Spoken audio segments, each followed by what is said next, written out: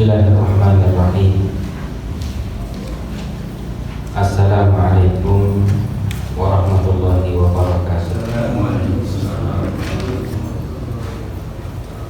Innal hamdalillah nahmaduhu wa nasta'inuhu wa nastaghfiruh wa na'udzu billahi min shururi anfusina wa min sayyiati a'malina may yahdihillahu fala mudilla lahu wa man yudlilhu fala hadiya lahu. Asyhadu an la ilaha illallah wahdahu la syarika lahu wa asyhadu anna Muhammadan abduhu wa rasuluh. Allahumma shalli wa sallim ala nabiyyina Muhammadin wa ala alihi wa ashabihi ajma'in. Allahumma rzuqna ilma ma yanfa'una warzuqna al-amala ma 'allamtana rabbana zidna ilman nafi'a warzuqna fahman jadidan. Para hadirin, bapak-bapak, ibu-ibu yang dimuliakan oleh Allah Subhanahu wa taala, pada pertemuan sebelumnya kita telah menyampaikan tentang bagaimana tuntunan Nabi Shallallahu Alaihi Wasallam di dalam mengkafani jenazah. Jenazah ketika ia meninggal, maka yang pertama kali akan kita lakukan memandikannya, dan itu telah kita pelajari. Lalu kemudian mengkafaninya, lalu kemudian setelah itu, kalau ini ada yang lewat ya, setelah mengkafani jenazah itu menyolatkan harusnya ya. Ini yang disiapkan materinya mengiringi jenazahnya. Tidak apa-apa, nanti kita pertemuan berikutnya kita akan bahas tentang menyolatkan jenazah. Ini terlupa. Nanti menyolatkan jenazah itu ada doa-doa yang dituntunkan oleh Nabi Shallallahu Alaihi Wasallam untuk kita baca. Nanti doa-doa itu bisa kita berikan teks doanya yang bersumber dari Nabi Shallallahu Alaihi Wasallam untuk bisa dihafal hingga memudahkan ketika kita melaksanakan sholat jenazah. Baik. Setelah jenazah itu disolatkan, ahibatul kiram, a'azzani wa a'azzakumullah, ada tuntunan yang dituntunkan oleh Nabi untuk jenazah itu dibawa ke makbarah, untuk dipikul, untuk dibawa ke kuburan, yang mana hal itu dinamakan dengan hamlul jenazah. Jadi memikul jenazah. Memikul jenazah ini, ahibatul kiram, a'azzani wa a'azzakumullah, adalah fardu kifayah, sama seperti pengurusan jenazah sebelumnya yang memiliki hukum fardu kifayah. Artinya jika ada sebagian kaum muslimin yang telah menunaikan kewajiban ini, maka gugur kewajiban bagi sebagian kaum muslimin yang lainnya. Nah, ini adalah tentang hukum memikul jenazah. Lalu kemudian bagi kaum muslimin yang lain disunahkan untuk kita itu mengiringi jenazah. Jadi ada sunnah di dalam Islam yang dinamakan dengan ittiba'ul janaiz. Nabi Shallallahu Alaihi Wasallam menyampaikan hakul muslimi ala muslimi khamsun wa fi riwayatin sittun. Haknya muslim satu terhadap muslim yang lainnya itu ada 5. Dalam riwayat ada 6, yang mana salah satu diantaranya adalah wattiba'ul janaiz, mengiringi jenazah-jenazah kaum muslimin. Nah, maka para ulama menyampaikan jenis-jenis mengiringi jenazah itu terbagi menjadi 3 atau terbagi menjadi 2. Yang pertama adalah mereka-mereka kaum muslimin yang turut menghadiri prosesi jenazah ini sampai jenazah disolatkan lalu kemudian pulang. Ini adalah jenis yang pertama. Boleh nggak? Boleh saja. Lalu kemudian yang kedua adalah mereka yang mengikuti prosesi pengurusan jenazah ini sampai disolatkan dan turut mengiringinya sampai dikuburkan. Turut mengiringinya sampai dikuburkan. Ini jenis yang kedua. Ini bisa digabung dengan yang ketiga sekalian atau dipisah. Nah, karena ada yang ketiga, sebagaimana diklasifikasikan oleh para ulama, adalah mereka-mereka yang menyolatkan lalu kemudian turut mengiringi penguburan jenazah, lalu kemudian turut memohonkan ampunan untuk jenazah tersebut. Nah, ini yang paling sempurna ahibati kiram. Dalam hal ini Nabi SAW dalam riwayat Bukhari dan Muslim menyampaikan man syahidal janazata, barang siapa yang menghadiri jenazah hatta yusalla 'alaiha falahu qiratun, barang siapa yang menghadiri jenazah sampai jenazah itu disolatkan Nabi, maka dia akan mendapatkan pahala 1 qirat. Nah, ini dengan catatan ikut sholat ya, karena sebagian masyarakat kita itu sosialnya bagus, masya Allah, ada yang meninggal juga turut hadir, tapi giliran sholat belum terbiasa, giliran menyolatkan jenazah masih belum terbiasa mendapati yang seperti itu ya. Nah, jadi waktunya sholat itu entah karena memang belum terbiasa atau belum tahu tata caranya, padahal ikut menyolatkan jenazah ini amalan ringan, dia hanya 4 kali takbir saja. Jadi setelah takbir yang pertama membaca Al-Fatihah, dan kemudian takbir yang kedua setelah itu membaca sholawat Ibrahimiyah seperti sholawat di dalam sholat kita di saat kita tasyahud akhir itu. Lalu kemudian takbir yang ketiga, setelah takbir yang ketiga ini disunahkan untuk kita membaca doa Allahumma ighfir lahu, kalau perempuan firlaha, Allahumma ighfir lahu warhamhu wa'afihi wa'fu anhu wa akrim nazlahu wa wassi' mudkhalahu wa ghsilhu bil ma'i wal thalji wal barad wa naqqihi min adh-dhunubi wal khataaya kama yunqqa thawbul abyadu min ad-danas wa abdilhu daran khairan min dari wa ahlan khairan min ahli wa adkhilhu al-jannah wa a'idhu min adzabil qabri wa adzabil nar. Ini di antara doa yang dituturkan oleh Nabi, di mana kita mendoakan ampunan untuk jenazah-jenazah yang meninggal dunia ini. Baru kemudian takbir yang keempat. Setelah takbir yang keempat itu bisa berdoa Allahumma la tahrimna ajrahu wa la tahtimna ba'dahu, atau diam. Baru kemudian setelah itu mengucapkan salam. Nah, itu amalan sederhana itu ketika kita lakukan, kita mendapatkan pahala 1 qirat kata Nabi. Lalu kemudian kalau misalkan kita sampai turut serta mengiringi jenazah tersebut hingga jenazah itu dikuburkan, maka pahala yang kita peroleh itu 2 qirat. Maka lalu kemudian ahibatul kiram azzani wa azzakumullah, para sahabat bertanya, qila wa ma qiratani, disampaikan kepada Rasulullah 2 qirat itu apa ya Rasulullah? Nabi menyampaikan mithlul jabalainil azimaini, 2 qirat itu besarnya seperti 2 gunung yang besar kata Nabi. Ya seperti 2 gunung yang besar. Bayangkan kalau misalkan kita di hari penghisaban ditimbang kita, lalu kemudian kita punya banyak pahala sebesar gunung-gunung itu yang diletakkan di timbangan amal kebaikan kita. Makanya Allah kalau di dalam surat Al-Qari'ah itu kan menyampaikan fa'amma man thaqulat mawazinuhu fahuwa fi 'ishatir radiyah. Dan adapun orang-orang yang timbangan amal kebaikannya berat, maka dia akan berada di dalam kehidupan yang dia ridha, yaitu di surganya Allah Subhanahu wa ta'ala. Nah, maka ini adalah pahala yang akan diperoleh, yang turut serta menghadiri prosesi jenazah sampai disolatkan. Ya, ternyata setelah menyolatkan dia masih punya kesibukan yang jauh lebih penting. Kalau ini fardu kifayah, misalkan ada yang fardu ain, ya, ada yang fardu ain, dia harus ngurmat orang tuanya, atau misalkan dia harus menunaikan kewajibannya sebagai seorang gurunya, nggak ada masalah, ya. Lalu kemudian kalau misalkan ada yang memiliki keleluasaan waktu sampai mengiringi jenazah hingga dikuburkan, maka pahalanya dia dapat Allah.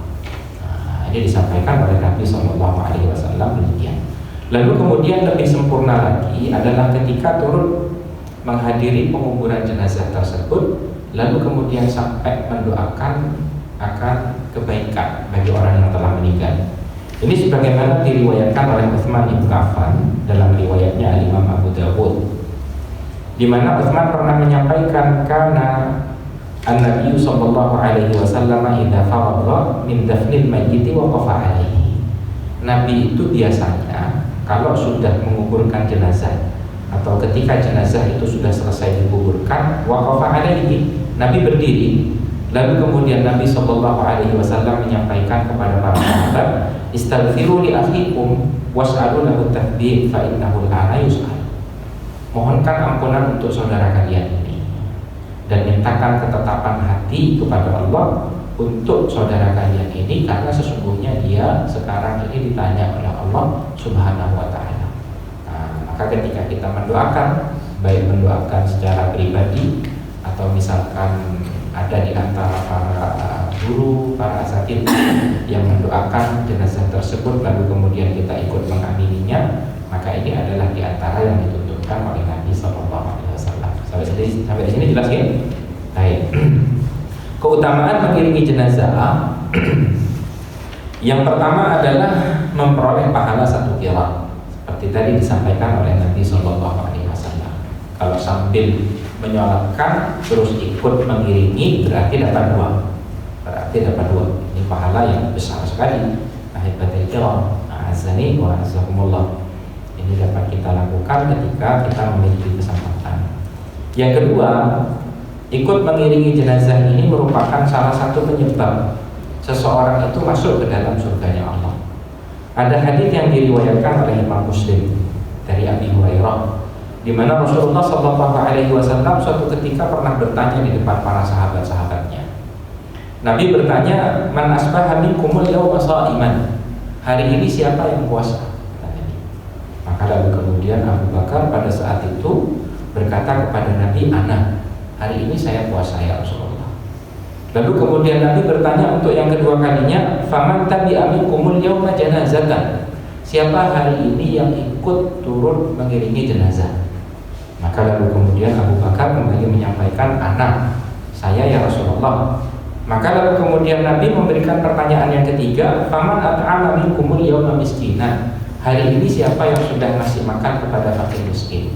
Abu Bakar kembali menyampaikan, anak saya ya Rasulullah. Lalu kemudian pertanyaan keempat, Nabi menyampaikan, faman ada minkumul yawma maridan. Siapa yang hari ini sudah menjenguk orang sakit? Maka Abu Bakar kembali menyampaikan, anak saya ya Rasulullah. Maka lalu kemudian Nabi menyampaikan, majtama'na fi imri'in illa dakhala jannah.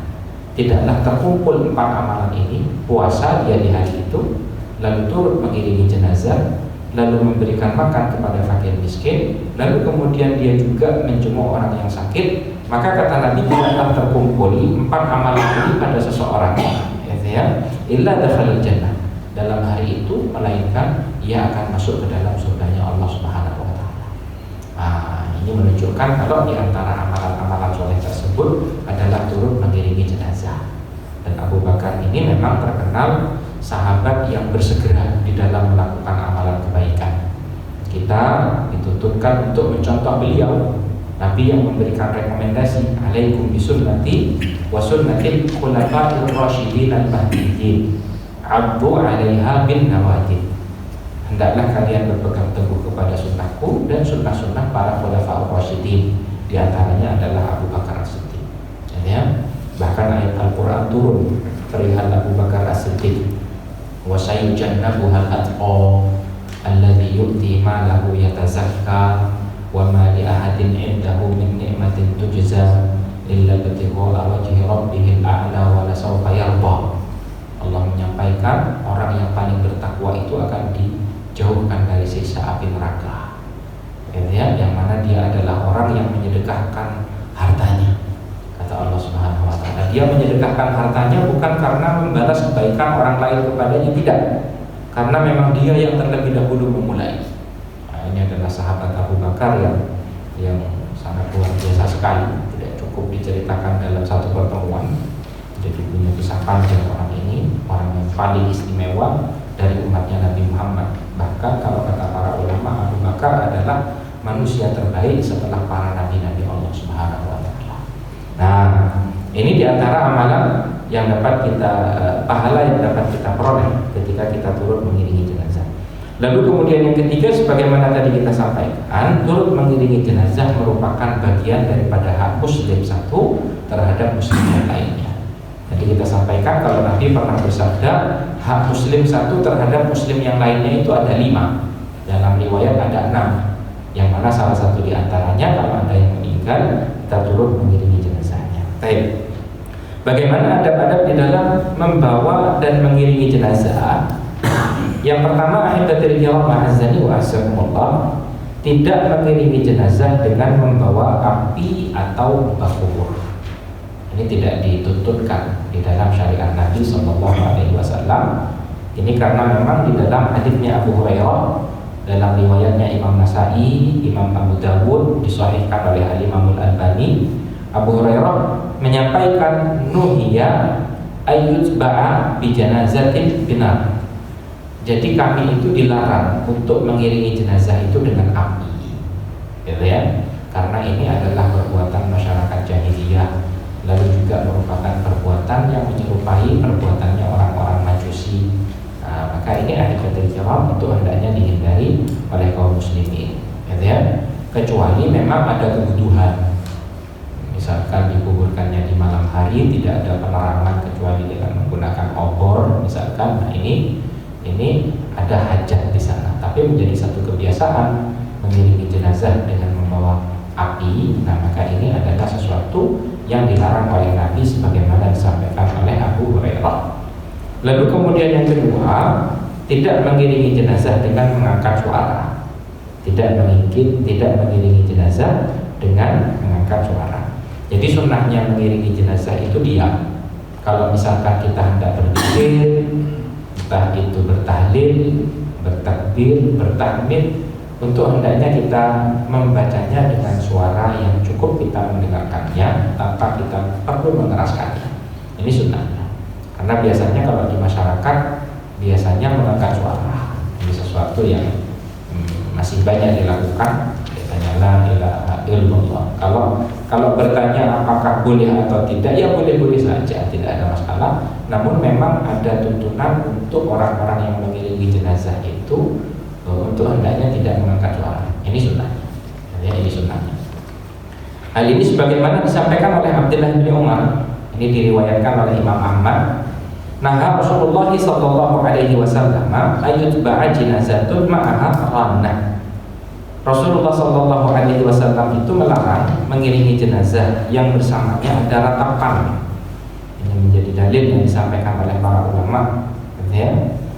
Jadi kalau misalkan mengiringi jenazah kita tidak berzikir, mengingat Allah, berzikir saja, ya. Cukup dengan suara yang lirih atau suara yang cukup kita mendengarnya. Lalu kemudian yang ketiga, ahibatul kiram, mensegerakan di dalam membawa jenazah. Ini sunnahnya. Ya, mensegerakan ini artinya tidak berlambat-lambat di sana, namun dia juga tidak terlalu cepat berlebihan hingga membahayakan jenazah sampai jatuh nanti kayak film Indonesia. Double adab kasihnya kalau Indonesia. Maka ya seperti ini ya enggak juga. Ada dalil di mana Nabi SAW dalam Bukhari dan Muslim bersabda, asri'u bil janazah, segerakan di dalam pengurusan termasuk penguburan jenazah. Fa in taku sholihatan fa khairun tuqaddimunaha ilaihi. Karena jenazah itu kalau misalkan orang soleh, hakikatnya adalah kita mempersembahkan kebaikan yang kita segerakan untuk orang tersebut. Nah, ini kalau orang soleh. Wa in taku siwa dzalika fa syarrun tadaunahu aqrabikum. Tapi kalau misalkan dia bukan orang soleh, hakikatnya kata Nabi, kita itu menyegerakan untuk menguburkan keburukan yang kita pikul. Nah, ini kata Nabi SAW. Jadi di sini ada tuntunan untuk menyegerakan asri'u bil janazah. Ya. Dan ini sebenarnya mencakup keseluruhan di dalam memandikannya, mengkafaninya, menyolatkannya, lalu kemudian menguburkannya. Ya kecuali jika ada hal-hal yang mengharuskan untuk menunggu. Misalkan ada anaknya yang tidak lama lagi bisa datang agar bisa turut serta di dalam mengurusi jenazah atau setidaknya menguburkan jenazah orang tuanya dan itu memungkinkan, ya masih sesuatu yang bolehlah untuk dilakukan. Akan tetapi melambat-lambatkannya ini adalah menyelisihi tuntunan yang ditentukan oleh Nabi. Maka yang termasuk di antara yang dituntunkan menyegerakan adalah di dalam menguburkan atau membawa jenazah tersebut. Lalu kemudian yang keempat, orang yang mengiringi jenazah diperbolehkan untuk berjalan di belakang, di samping ataupun di depan jenazah. Kira-kira kalau bapak-bapak di sini mengiringi jenazah di sebelah mana biasanya? Di belakang ya. Ada yang di depan biasanya?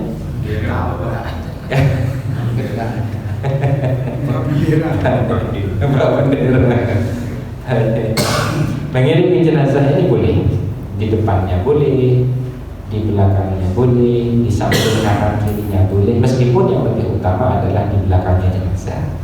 Yang menunjukkan akan bolehnya ahibatul jawab azani wa azakumullah adalah hadisnya Abdullah bin Umar, di mana ia menyampaikan ra'aitu nabiyya sallallahu alaihi wasallam wa Abu Bakr wa Umar yamshuna amamal janazah. Aku pernah melihat Nabi, melihat Abu Bakar, katanya Abdullah bin Umar, melihat Umar, di mana mereka tiga orang ini, Nabi, Abu Bakar dan Umar, mengiringi jenazah dengan berjalan di depannya. Jadi boleh-boleh saja, ya.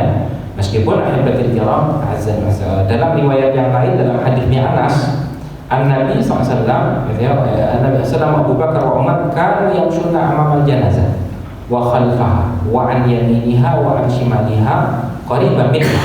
Katanya Anas bin Malik, Nabi, Abu Bakar, Umar dahulu ketika turut mengiringi jenazah, maka mereka pernah berjalan di belakangnya, pernah berjalan di samping kanannya, di samping kirinya, pokoknya dekat dari jenazah.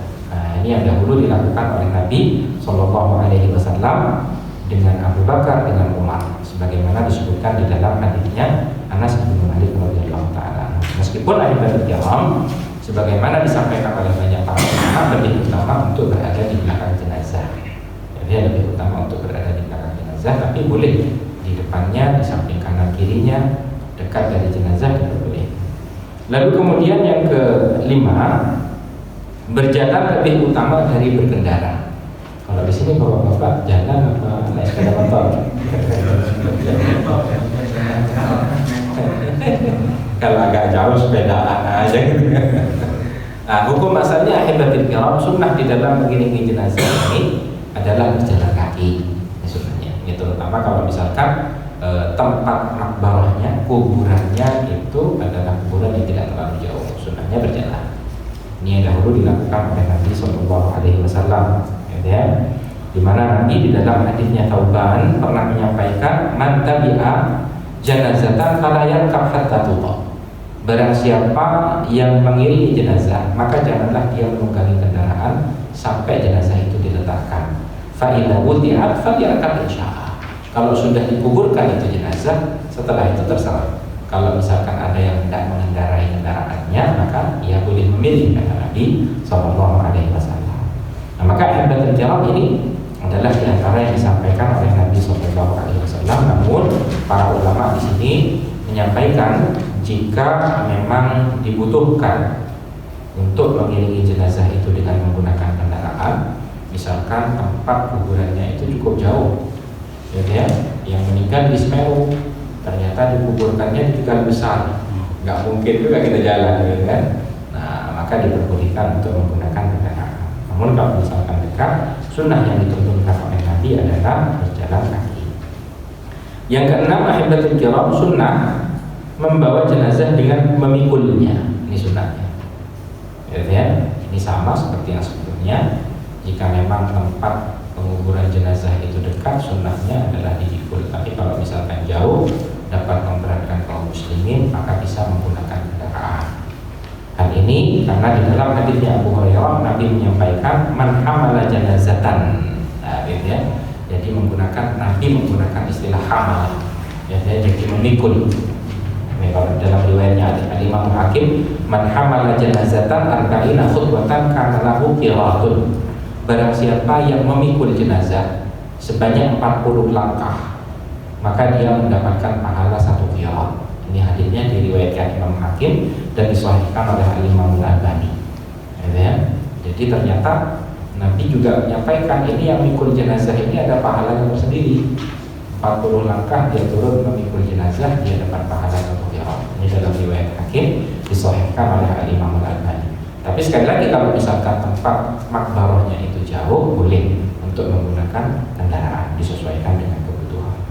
Baik. Lalu kemudian ahibatul kiram ma'azzani wa azzakumullah. Yang selanjutnya di antara tuntunan yang dituntunkan oleh Nabi, sunnah bagi orang-orang yang mengiringi jenazah untuk tidak duduk hingga jenazah diletakkan di tanah sebelum dikuburkan. Ya. Jadi sunnahnya kalau misalkan kita mengiringi jenazah nyampe kuburan, kalau jenazah itu masih belum diletakkan, sunnahnya itu tidak duduk dulu sampai ketika sudah diletakkan di tanah, boleh sudah untuk duduk sebelum dikuburkan. Jadi kalau sudah diletakkan di tanah sebelum dikuburkan, ini sudah boleh saja duduk dulu. Nabi SAW biasanya duduk berkumpul bersama para sahabatnya sambil mengingatkan mereka akan siksa alam kubur, mengingatkan mereka tentang akhirat. Nah, tapi kalau belum diletakkan, nah maka ini ahibatul kiram azzakumullah, sunnahnya untuk kita tidak duduk. Yang kesembilan, ahibatul kiram, wanita tidak diperbolehkan untuk turun mengiringi jenazah, termasuk memikul jenazah ini adalah amalannya orang laki-laki. Perempuan tidak dianjurkan untuk memikul jenazah, termasuk juga mengiringi jenazah. Atau Nusaibah Ummu Atiyah pernah menyampaikan, nuhina anit tibail janaiz wa lam yu'zam alaina. Kami itu dulu dilarang oleh Nabi SAW untuk turun mengiringi jenazah. Nah, kalau di masyarakat kita biasanya masih ada. Jadi jenazah dibawa ke kuburan, itu keluarganya, putrinya atau saudari perempuannya, kerabatnya, mungkin karena belum tahu akan tuntunan yang dituntutkan oleh Nabi, jadi ikut serta di dalam mengiringi jenazah sampai dikuburkan.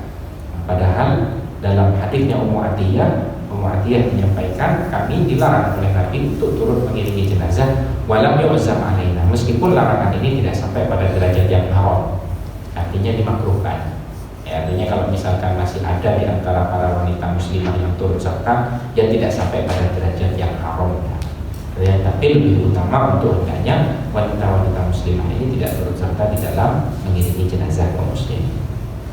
Lalu kemudian yang terakhir, di antara tuntunan yang dituntunkan oleh Nabi, sunnah untuk berdiri ketika ada jenazah yang sedang dibawa. Nabi di dalam hadisnya Amir ibn Rabi'ah pernah bersabda, "Idza ra'aitumul janazata faqumu laha hatta tukhallifakum." Jika kalian, kata Nabi SAW, mendapati ada jenazah yang dibawa, maka berdiri, kata Nabi SAW, sampai jenazah tersebut meninggalkan kalian. Nah, jadi kalau misalkan kita mendapati ada kampung sebelah yang mengiringi jenazahnya dan kita tidak bisa turut serta ikut mengiringinya, maka di antara sunnahnya Nabi SAW kita berdiri ketika terdapat jenazah yang lewat. Ini di antara tuntunan-tuntunan yang dituntunkan oleh Nabi SAW yang dapat kita terapkan, yang dapat kita praktekkan di dalam kehidupan keseharian hingga kita memperoleh pahala yang besar di sisi Allah Subhanahu wa Ta'ala. Untuk selanjutnya, jika ada pertanyaan, kita persilakan. Yang pertama, di lingkungan rukun upaya kita sudah mengalami pembaruan, artinya tidak memikul tetapi mendorong.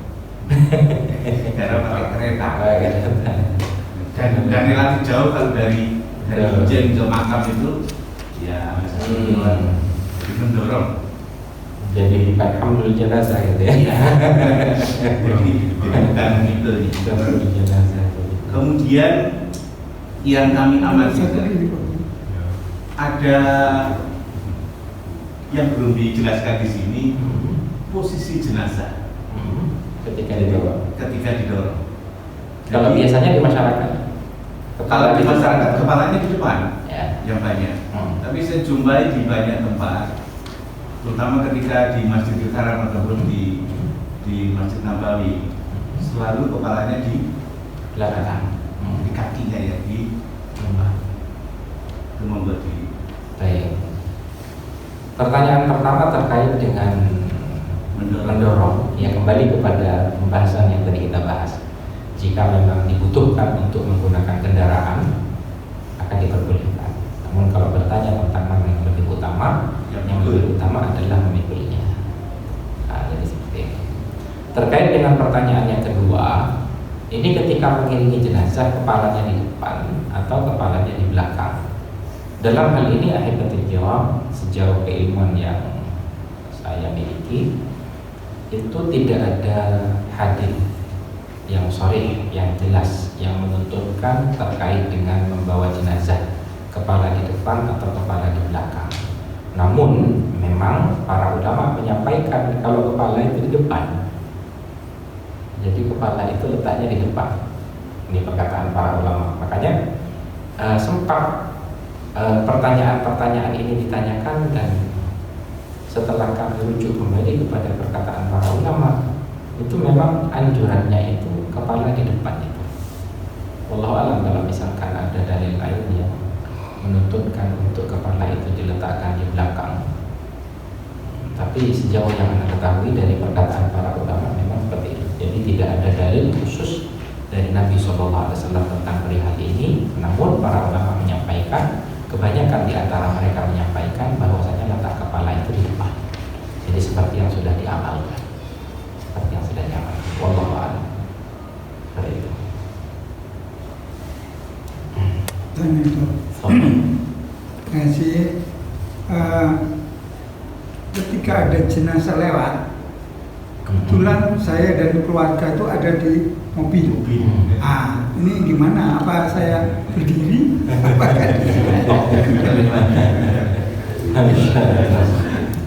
Iya sunnah, ini amalan sunnah. Jadi kalau misalkan kita hendak meraih pahala sunnahnya, ya kita bisa keluar dari mobil lalu kemudian berdiri.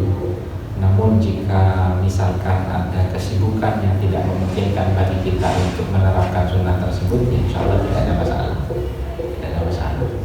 Seperti itu. Ustaz, ada proses untuk jenazah itu setelah membawa ke kuburan, dari ditandu dulu oleh yang membawa, kemudian masing-masing keluarga itu untuk lewat di bawahnya. Oh iya, biasanya begitu. Ada banyak tradisi-tradisi di masyarakat ini.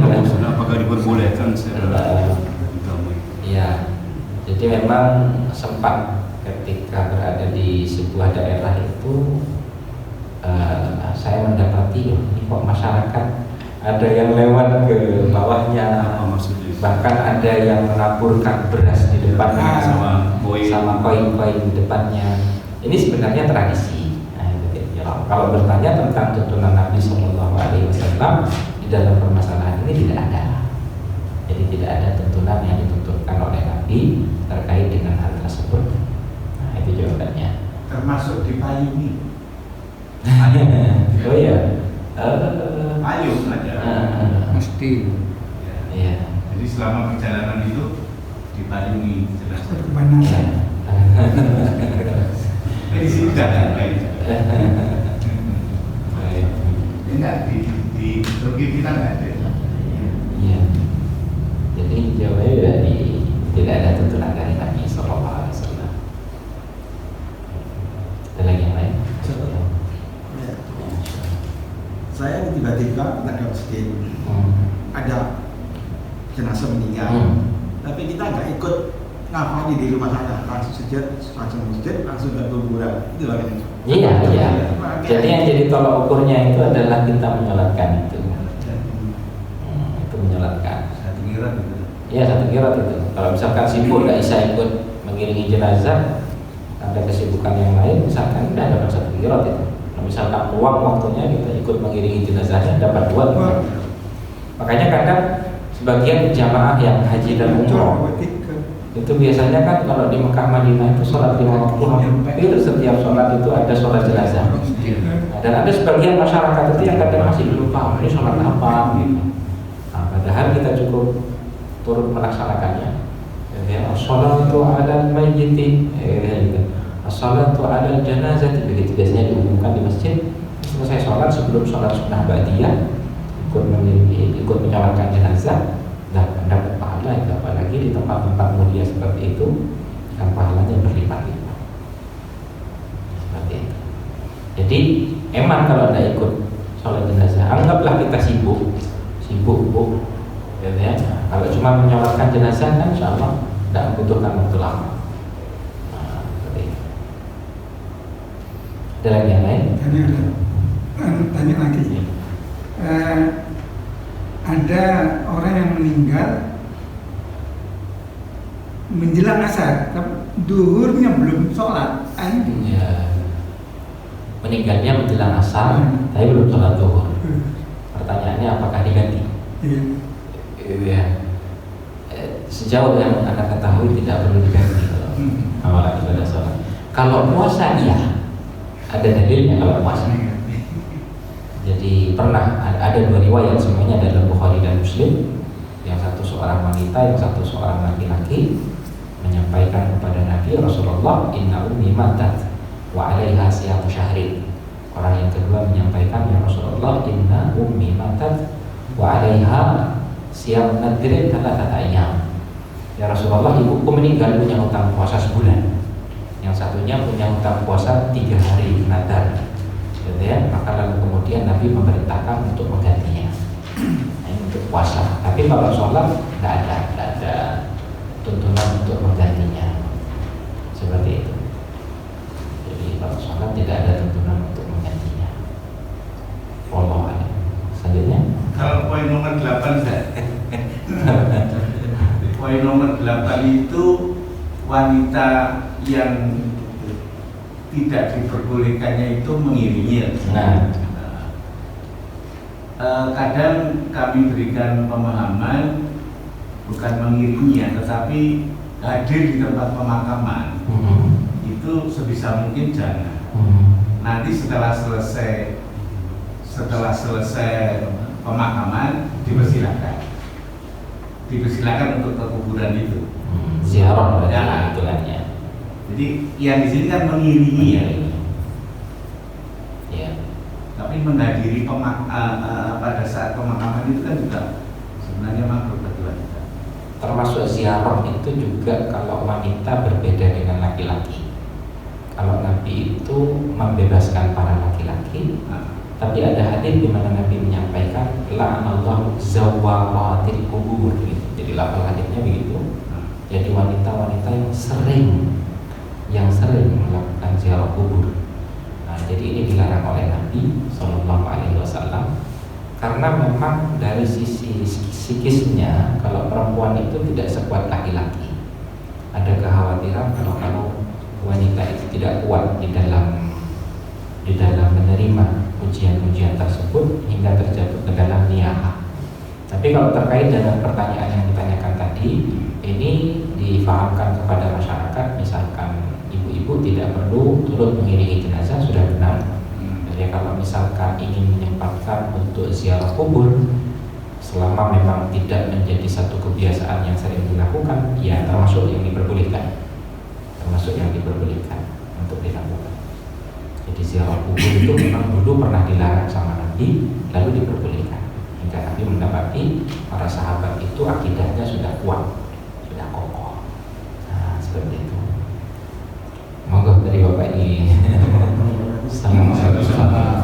Terkait ini, saya pernah baca itu bahwa apabila seseorang meninggal satu tempat, dia dimakamkan di tempat itu. Nah sekarang kan banyak kan. Saya sempat waktu bapak meninggal itu kan bapak aslinya Kudus ya. Jadi kalau masalah harus makamkan, saya nggak mau. Karena saya lihat juga Rasulullah dia di mana dia meninggal sudah dimakamkan. Nah hukumnya ini bagaimana? Ya, sunnah orang yang meninggal itu dikuburkan di negeri di mana dia berada, itu sunnahnya seperti itu. Makanya seperti para sahabat-sahabat yang meninggal di medan pertempuran, seperti pada peperangan Uhud, itu kan ada 70 para sahabat. Sebagian para sahabat pada saat itu dibawa ke Madinah Maka Nabi menyampaikan untuk hendaknya tiap-tiap jenazah dikembalikan ke Uhud, dikuburkan di sana. Nah, jadi memang sunnahnya itu adalah dikuburkan di tempat di mana dia berada, kecuali memang adanya alasan tertentu, ya. Tidak ada tempat untuk menguburkan, atau misalkan tempat kuburannya ya di kampung halamannya sehingga harus dikuburkan di kampung halaman. Tapi kalau bertanya tentang sunnahnya, sunnah orang yang meninggal di satu daerah ya dikuburkannya di daerah tersebut.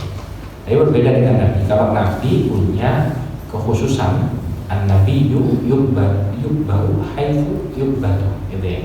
Jadi nabi-nabi Allah itu dikuburkan di tempat di mana ia meninggal dunia. Nah, itu kalau para nabi. Makanya ketika dulu Nabi meninggal dunia, para sahabat berselisih, maka Abu Bakar menyampaikan hal tersebut. Nabi mau dikuburkan di mana? Apa di Baqi? Apa di mana? Maka Abu Bakar menyampaikan Nabi dikuburkan di tempat di mana beliau meninggal. Seperti itu para nabi-nabi Allah Subhanahu wa taala. Makanya kan dikuburkannya di rumahnya Aisyah ya. Jadi di kamarnya Aisyah pada saat itu Nabi dikuburkan. Sampai ketika Abu Bakar meninggal dikuburkan di samping Nabi sallallahu alaihi wasallam. Aisyah masih tinggal di sana. Sampai ketika 10 tahun berikutnya Umar meninggal dunia, sebelum meninggal Umar minta izin kepada Aisyah untuk dikuburkan berdampingan dengan Nabi dan Abu Bakar. Padahal Aisyah itu sudah mempersiapkan untuk kuburan beliau, tapi Umar minta izin, akhirnya diizinkan oleh Aisyah. Baru kemudian Aisyah meninggalkan rumah tersebut, jadi sudah tidak lagi tinggal di rumah tersebut. Jadi baru kemudian setelah itu siapa-siapa yang meninggal dikuburkannya di Baqi. Makanya kalau kita umrah itu kalau misalkan ke Madinah kan ada sunnah habis dari Raudhah biasanya melakukan ziarah ke kuburan Nabi, Abu Bakar, dan kemudian kuburannya Umar. Nah, seperti itu. Baik. Ustaz, kalau yang bersangkutan sebelum meninggal berwasiat untuk minta dikubur di kampung halamannya, seperti apa kalau nggak di? Ya sudah ditunaikan saja, tidak apa-apa. Ditunaikan. Kalau misalkan jenazahnya memang apa, mayitnya ini berwasiat, saya kalau meninggal dikuburkan di samping istri saya, misalnya di kampung halaman misalnya, ya sudah ditunaikan, tidak ada masalah. Baik. Baik, insya Allah kita cukupkan perjumpaan kita. Pertemuan depan insya Allah kita akan sampaikan tentang sholat, termasuk juga menguburkan. Ya, semoga dimudahkan oleh Allah. Kita akhiri perjumpaan kita dengan doa akhir majlis. Subhanallah.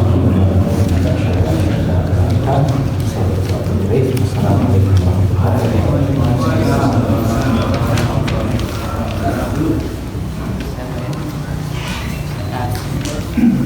Yes. Katakan